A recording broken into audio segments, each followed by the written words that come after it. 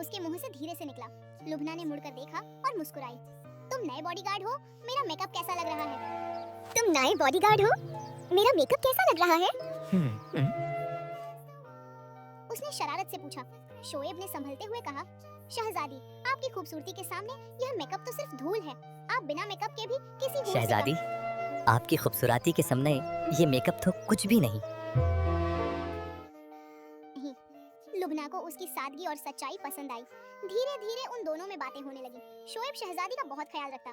जब वह चलती वह रास्ता साफ करता, जब धूप होती वह साया बनता।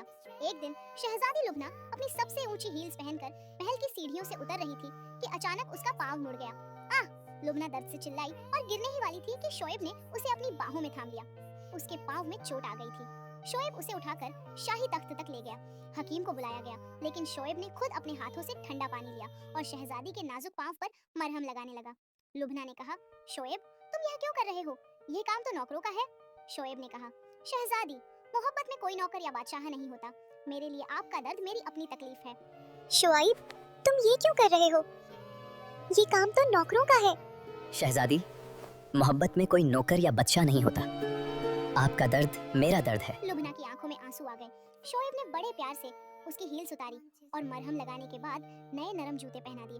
उस पल लुबना को एहसास हुआ कि शोएब सिर्फ उसका बॉडीगार्ड नहीं, बल्कि उसकी रूह का साथी है। वक्त गुजरता गया। बादशाह ने ऐलान किया कि अब शहजादी की शादी का वक्त आ गया है। शोएब ने हिम्मत की और बादशाह के सामने अपना हाथ आगे बढ़ाया।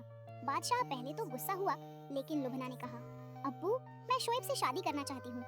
लुबना थोड़ी शरारती भी थी। उसने शोएब की परीक्षा लेने का सोचा।